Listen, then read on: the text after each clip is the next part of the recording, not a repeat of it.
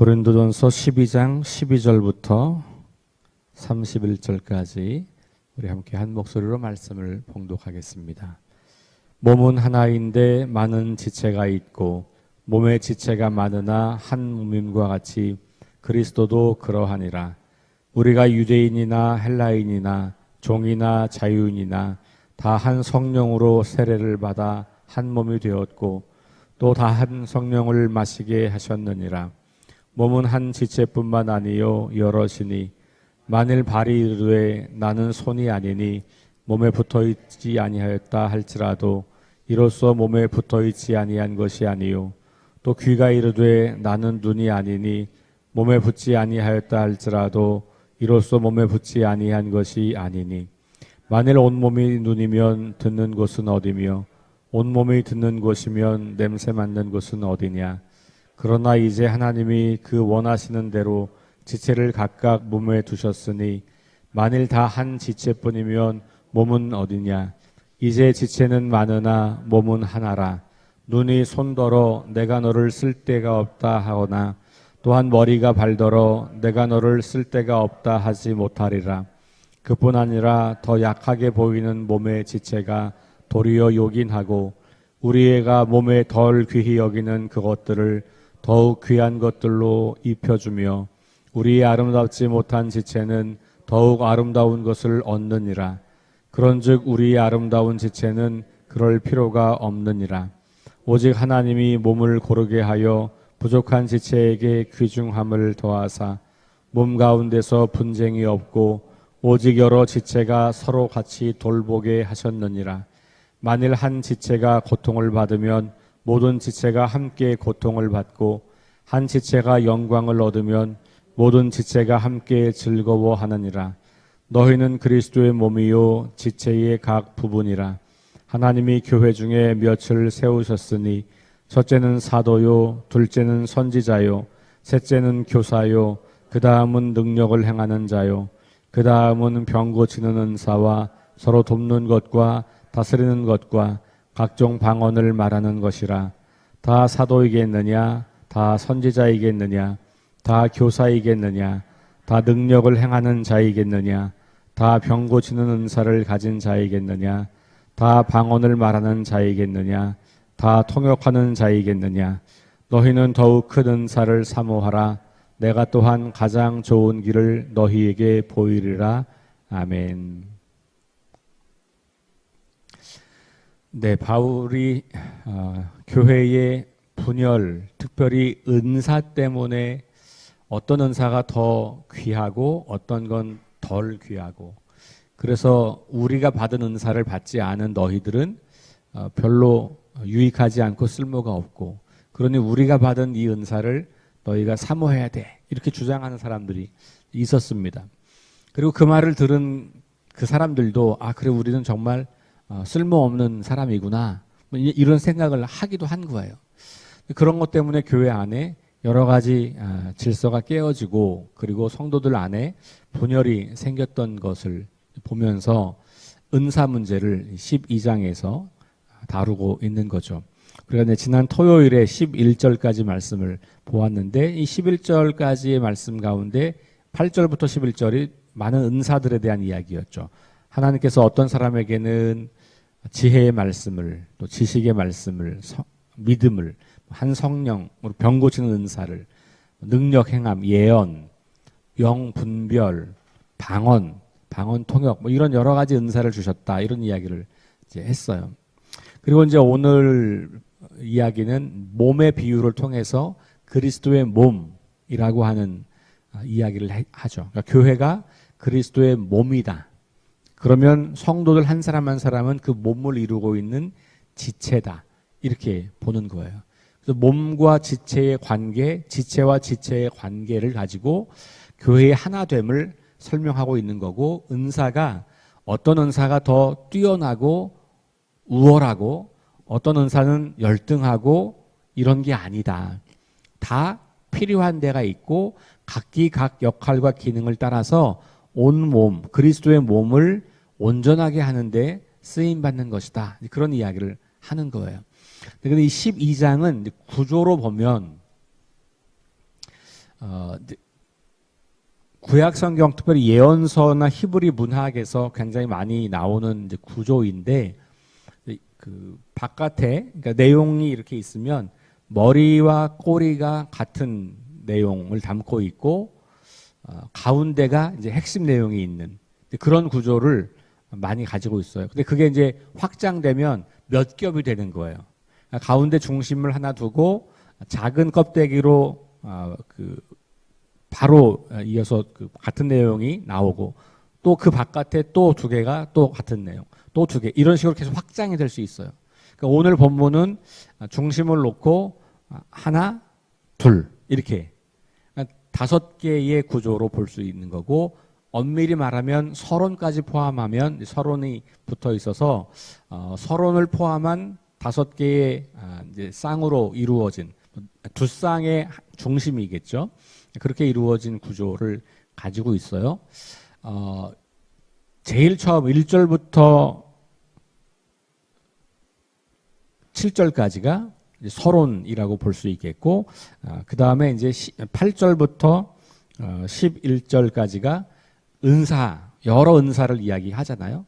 그럼 이제 서론을 빼고 여러 은사, 그러면 이 본문의 마지막 부분에도 여러 은사가 나온다는 거죠. 12장 마지막에. 그래서 가보면 28절부터 보면 교회 중에 몇을 세우셨다 그러면서 사도, 선지자, 교사 이렇게 쭉 나오면서 그런 본문이 나오죠. 그러니까 이렇게 많은 은사가 있다라는 게 바깥에 있는 거예요. 그리고 그 바로 안쪽에 들어가면 그리스도의 몸이라고 하는 것이 또 앞뒤로 또 나와요. 그래서 12절 보면 몸은 하나인데 많은 지체가 있고 몸의 지체가 많으나 한 몸임과 같이라고 하면서 그리스도 안에서 한 몸이라고 하는 표현들이 등장을 하게 되고, 그게 12절부터 14절까지 이야기예요. 그러면 저 마지막 부분에 또 끝머리 앞에 많은 은사 이야기했던 28절 그 바로 앞부분도 그런 이야기를 하고 있는 거죠. 25절부터 27절까지가 그래요. 그리고 27절에서 너희는 그리스도의 몸이요 이렇게 이야기하죠. 그러니까 많은 은사가 처음과 마지막에 있고 그 바로 앞에 그 다음이 그리스도의 몸이라는 게 나와 있고, 그리고 이제 가운데 단락이 몸의 비유가 나와 있는 거예요. 그래서 몸의 비유가 핵심이고 그 몸의 비유를 둘러싸고 그리스도의 몸이다, 그 다음에 많은 은사가 있다, 이렇게 구조적으로 보면 이렇게 12장은 되어 있다라고 보는 겁니다. 자, 오늘 본문 12절부터 우리가 읽었는데 뭐 너무나 분명하죠. 또 어제도 제가 잠시 본문을 설명을 드렸던 것처럼 몸은 하나다. 근데 그 몸에는 여러 지체가 있고 몸의 지체가 여럿이지만 한 몸이다. 그러니까 손이 있고 발이 있고 이게 다 따로따로 있는 게 아니고 한 몸을 구성하고 있는 각각의 부분이다. 이렇게 말하면서 그리스도도 그렇다. 그리스도도 한 몸을 이루고 있는 그런 그리스도가 한 몸을 이루고 있다. 그러니까 교회가 곧 그리스도라고 하는 말이에요. 그러니까 되게 중요한 개념이에요. 교회가 곧 그리스도. 그리고 교회를 이루고 있는 저와 여러분들 한 사람 한 사람은 그 그리스도라고 하는 한 몸에 붙어 있는 그런 지체들. 요한복음 15장으로 말하면 나는 포도나무요 너희는 가지라고 하는 예수님의 비유와 바울의 이 비유는 굉장히 흡사하죠. 예수님은 자기 자신을 직접 그렇게 비유했고 바울은 그 예수님이 교회라고 하는 공동체를 통해서 이 역사 가운데 다시 드러난 것에 대해서 그렇게 이야기를 하고 있는 거예요. 그러니까 우리가 이 교회가 얼마나 소중하고 중요하고 이런 공동체인지를 다시 한번 깊이 생각하는 것이죠. 그리고 나 같은 연약한 사람이, 나 같은 죄인이 어떻게 이렇게 거룩한 그리스도의 몸의 한 지체가 되었는가, 이 기적과 같은 놀라운 일에 감사와 은혜가 들어가게 되는 거죠. 그리고 나서 나를 이렇게 만드신 하나님께서 다른 지체들도 그렇게 은혜로 하나님의 교회의 구성원으로 그리스도의 몸의 한 지체로 만드셨다면 우리가 서로를 어떻게 대해야 하는가, 그렇게 연장해서 생각해 볼 수가 있는 것이에요. 자, 13절의 바울은 한 몸이라고 하는 것을 이렇게 설명합니다. 유대인이나 헬라인이나 종이나 자유인이나 다른 곳에 가면 거기에 남자나 여자나 이런 표현도 붙죠. 바울이 그 세계에서 항상 크게 두 가지로 세상을 나누면 유대인이냐 헬라인이냐 뭐 이런 거예요. 교회 안에서도 유대인 출신이냐 이방인 출신이냐 뭐 이렇게 이제 나누어지게 되는 거고, 이건 그냥 종족으로서의 어떤 분리, 나누어짐이죠. 그런데 이런 것조차도 의미가 없다는 거예요. 하나다. 그 시대에는 종과 자유인, 종과 주인이 너무나 선명하게 생활 속에, 문화 속에 들어있었기 때문에 종과 자유인은 완전 다른, 섞일 수 없는, 그런데 그렇지 않다는 거죠. 그 종과 자유인도 하나다. 그러니까 여기는 물론 전제가 그리스도 안에 있을 때라는 말이죠. 모든 헬라인과 모든 이방인이 아니고, 모든 종과 모든 자유인이 아니고, 그리스도를 믿는 믿음 가운데 교회 공동체가 되었다면 그 안에서는 유대인도 없고 헬라인도 없는 거고, 그 안에서는 자유인도 없고 종도 없는 거고, 그 안에서는 남자도 없고 여자도 없는 거고, 그 안에서는 어른도 없고 아이도 없고, 이렇게 모든 사람들이 그리스도 안에서 한 몸을 이루고 있는 그런 사람들이다라고 하는 거예요. 오늘 우리들도 여러 가지 나누어진 것들을 다 여기다 넣을 수 있어요. 우리나라로 말하면 전라도도 없고 경상도도 없고 뭐 이런 거예요. 좌익도 없고 우익도 없고 이런 거예요. 뭐 교회 오래 다닌 사람도 없고 초신자도 없고, 교회라고 하는 것은 그렇다는 거예요. 근데 이걸 우리가 받아들이지 않으면 출발 자체가 잘못되어 있는 거죠. 그러니까 교회는 이런 건데 나는 그건 거 교회라고 그렇게 생각하지 않아. 그러면 그것은 내가 교회 공동체의 일부이기를 거부하는 것이에요. 그러니까 우리의 믿음은 성경의 믿음을 그대로 받아들이는 거잖아요. 그러니까 내가 하고 싶은 거, 내가 원하는 거, 내가 생각하는 것으로 교회를 만드는 게 아니고 성경이 교회를 뭐라고 말하고 있는지를 우리는 생각하는 거예요. 그리고 그것이 나의 믿음이 되도록 내가 그것을 받아들여야 하는 것이죠. 그리고 오늘 본문만으로 보면 교회에는 그런 차이가 존재해서는 안 된다. 그 어떤 것도. 왜냐하면 각각은 다 그 나름대로 한 몸을 이루고 있는 지체로서의 의미와 그 역할과 기능이 있기 때문에 나와 다르다고 해서 무시하거나 나와 다르다고 해서 비난하거나 나와 다르다고 해서 의미 없다 말할 수 없다. 특별히 이제 바울은 이 당시에 이 신비한 은사를 받은 사람들이 그런 주장을 굉장히 많이 했었기 때문에 은사를 가지고 그 이야기를 하는 거예요. 그런데 오늘 요 13절 말씀은 꼭 은사 이야기는 아니잖아요. 그렇죠? 이건 교회 이야기예요. 그러니까 12절, 13절, 14절은 교회 이야기를 하는 거예요. 그러니까 이 교회라고 하는 것은 은사가 됐든 무슨 뭐 관심사가 됐든 고향이 됐든 성별이 됐든 뭐 능력이 됐든 재산 유무가 됐든 그 모든 걸 다 떠나서 한 몸. 그래서 그 뒤에 말하는 건 뭐냐면 한 성령으로 세례를 받아 한 몸이 되었다. 그러니까 교회는 한 몸이다. 우리는 한 몸이다. 우리는 예수 그리스도를 머리로 하고 예수 그리스도의 몸을 구성하고 있는 한 지체이다. 한 몸이다. 너와 난 달라. 이걸 강조하면 안 되고 우리는 하나야. 이걸 강조하는 거예요. 그러니까 교회가 한 몸이라고 하는 것은 한 몸이 되도록 노력하라는 말이 아니고 뭐예요? 한 몸이 깨지지 않도록 노력하라는 거예요.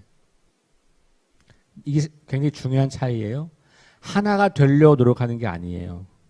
뭐예요? 이미 하나가 됐다는 사실을 받아들이고 이 하나됨을 깨뜨리지 않도록 주의하는 것. 바울이 사용하고 있는 교회의 가장 중요한 그리고 자주 사용하는 비유가 바로 이 한 몸 그리고 한 가족 이런 거거든요. 그러니까 이것을 우리가 믿음으로 고백하는 거예요. 그러니까 믿음이 없으면 쟤랑 나랑 어떻게 한 몸이야. 말이 안 돼. 싫어. 원하지 않아. 나 저 사람 싫거든. 내 취향 아니거든. 나랑 비슷한 게 한 곳에도 없어. 신앙 색깔도 달라. 신앙생활하는 방식도 달라. 아유, 저 사람이랑 나랑 뭘 한 몸이야. 그렇게 생각하는 것이 믿음이 없는 거예요. 왜냐하면 성경은 우리에게 교회는 한 몸이라고 이미 선포하고 있기 때문에. 그러니까 나 예수는 믿는데 교회는 한 몸은 아닌 것 같아. 이럴 수 있잖아요. 그죠? 난 예수 믿고 구원받고, 난 그걸로 그냥 다 끝난 건데, 교회가 한 몸이고 말고 의미 없고, 난 교회는 그냥 나 혼자 알아서 조용히 왔다 갔다 예배만 드리면 되고, 다른 사람하고는 관심이 없고, 그냥 나 혼자 잘 그렇게 하면 되지.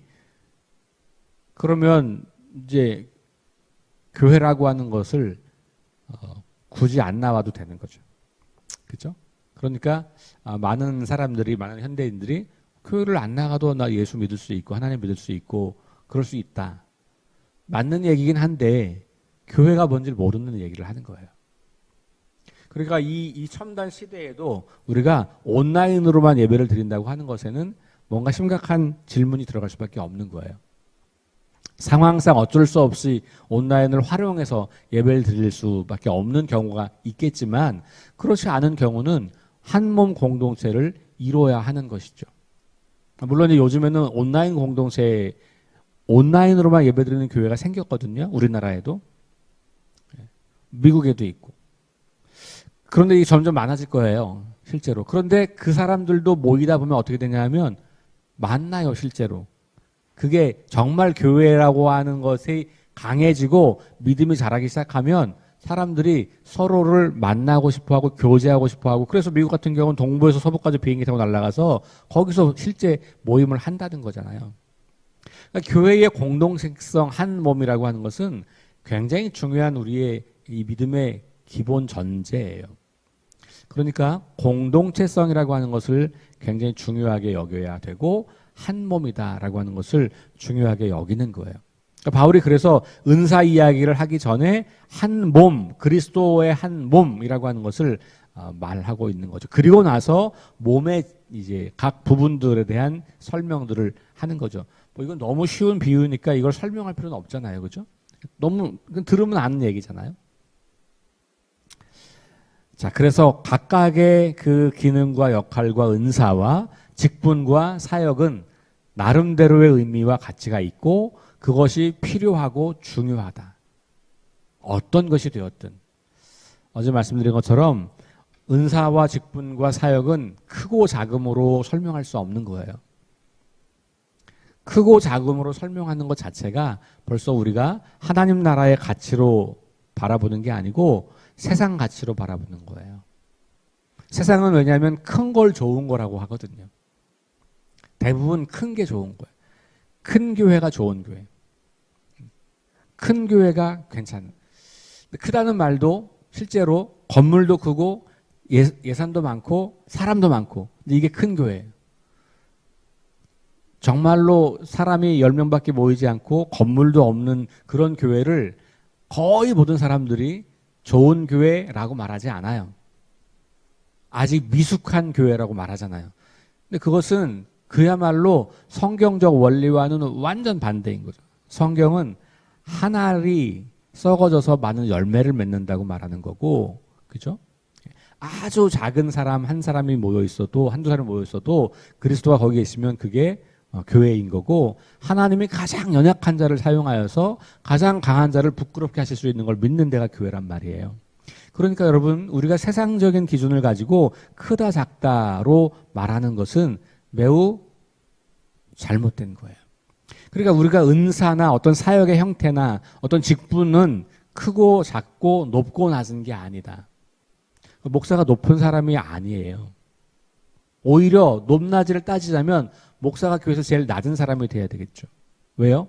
예수님이 사람들을 섬기러 왔잖아요.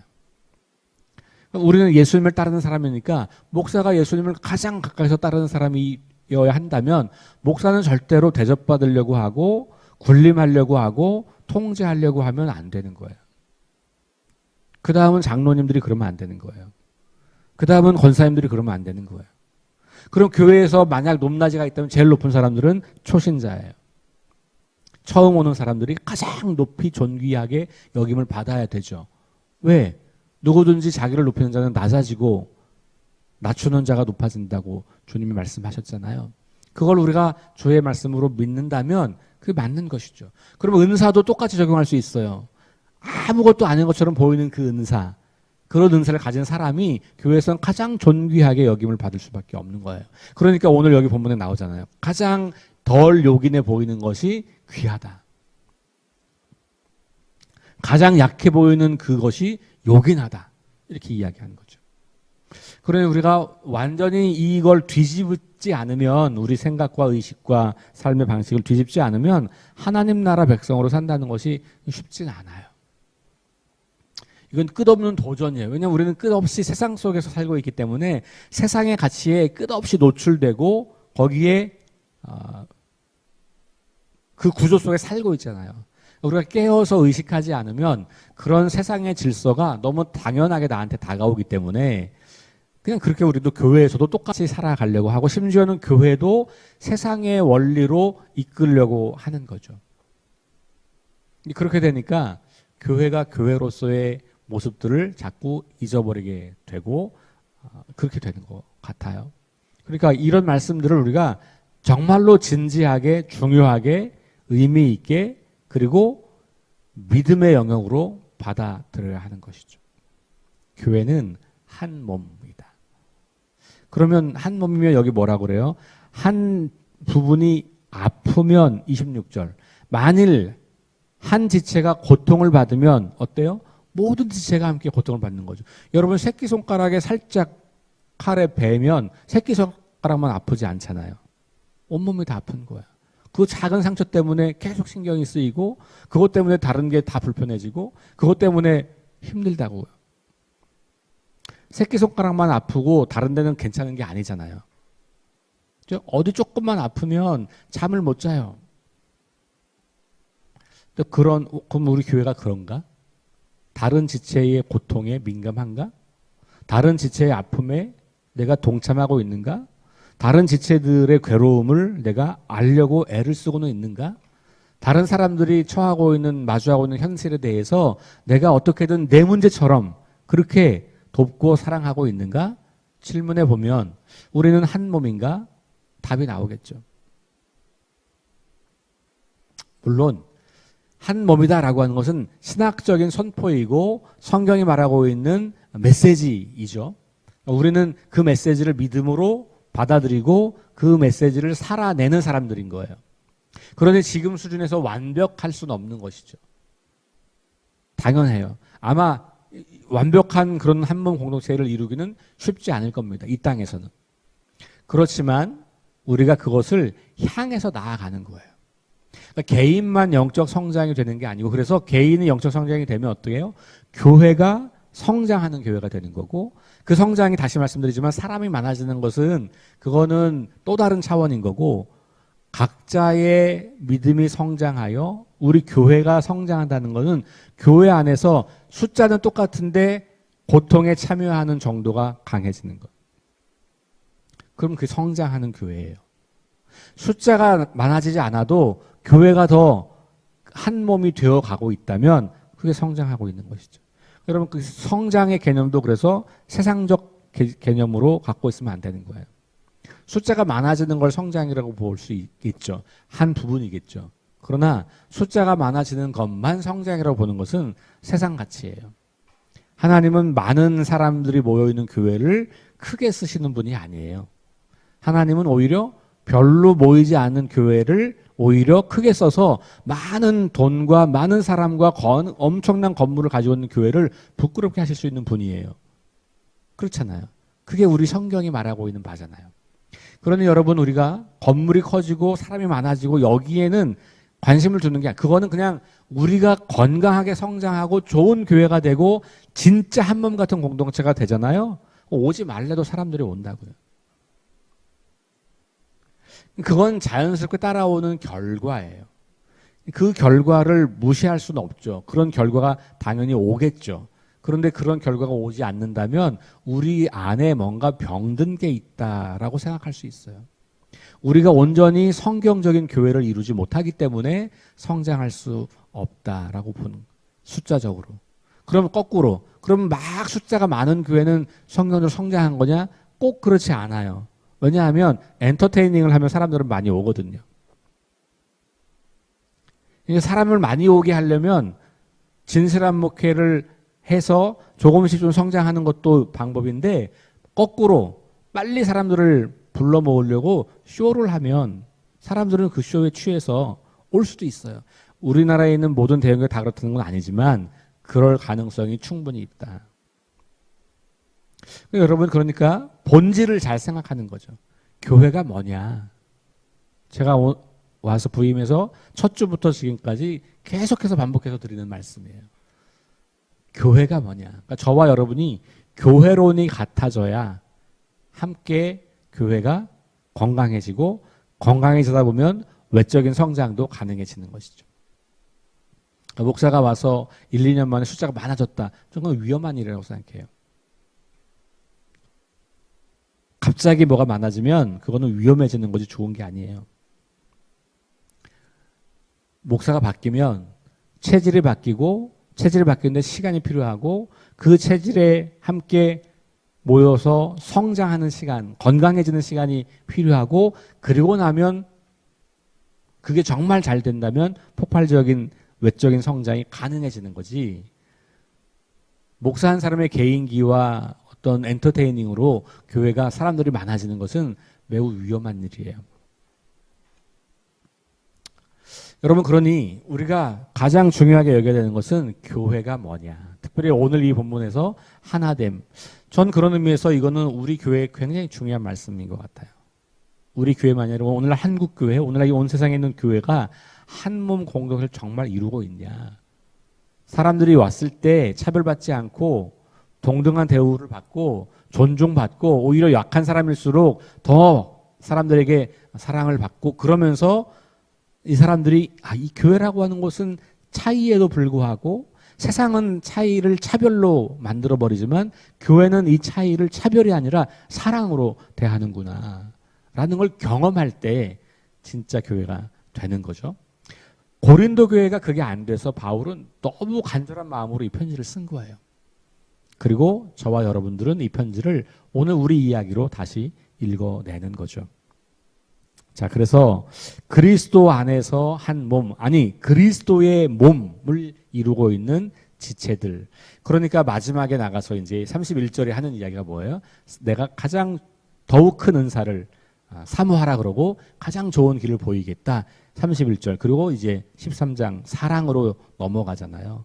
그러니까 은사, 다른 지체, 다른 사람들, 이것이 한 몸이 될 수 있는, 한 몸을 지킬 수 있는 가장 필요한 것은 사랑이다. 그런 이야기 하는 거죠. 내일 사랑 이야기를 조금 더 하도록 하겠습니다. 우리 함께 잠시 기도하겠습니다. 하나님 감사합니다. 오늘 주신 말씀 다시 바라보며 우리가 정말로 교회를 그리스도의 한 몸으로 믿고 있는지, 그 믿음으로 살고 있는지 질문해 봅니다. 이런저런 이유들을 갖다 붙이면서 우리는 공동체이기를 거부하거나, 아니면 공동체 안에서 이런저런 상처와 아픔과 괴로움 때문에 마음으로 멀리 거리를 두고 있거나, 혹은 이런저런 자기가 가지고 있는 특별함 때문에 다른 사람들을 무시하거나 비난하거나 판단하면서 점점 교회를 깨뜨리고 있는 것은 아닌지 우리의 모습들을 돌아봅니다. 하나님, 바울이 고린도 교회에 주신 이 말씀이 오늘 우리 교회에도 정말 필요한 말씀으로 들립니다. 먼저 이곳에 있는, 이 말씀을 듣고 있는 소수의 사람들이 먼저 이것을 믿음으로 고백하고, 우리 석교 교회가 그리스도의 한 몸인 것을 고백하고 선포하고, 그 믿음으로 우리의 삶을, 우리 교회 생활을, 우리 성도들과의 관계를 잘 만들어 가서 우리가 더 건강한 그리스도의 한 몸을 이루어 갈 수 있도록 인도하여 주옵소서. 우리 한국에 있는 모든 교회들이 그러한 믿음과 그러한 삶으로 교회의 하나됨을 이루고, 교회와 교회가 하나됨을 이루고, 그래서 모든 그리스도인들이 한 몸 공동체로 이 땅에 살아서 이 땅에 존재하는 수많은 사람들이 하나님 나라를 경험하고 하나님이 어떤 분인지, 교회가 어떤 공동체인지를 밝히 알아갈 수 있도록, 그래서 구원받는 사람들의 숫자가 계속해서 증가하는 아름다운 일들을 우리가 목격할 수 있도록 인도해 주옵소서. 감사드리며 예수님 이름으로 기도합니다. 아멘. 우리 주보에 있는 기도 제목 가지고 함께 합심해서 기도하신 다음에 개인 기도하고 돌아갑니다. 성령의 능력으로 하나님 나라를 증언하고 살아내게 하소서. 하나님 말씀이 기준이 되게 하소서. 질병과 연약함으로 고통당하는 사람들을 치유해 주소서. 전쟁과 자연재해와 가난과 억압으로 고통당하는 지구촌 이웃들에게 은혜를 베푸소서. 다음 세대에게 하나님 나라 복음을 전수하게 하소서. 우리 어제까지 해서 청년부까지 수련회까지 다 끝났지만 다음 세대를 위한 기도는 계속 될 필요가 있을 것 같습니다. 이 5가지 기도 제목 가지고 합심해서 기도하신 다음에 개인 기도하고 돌아갑니다.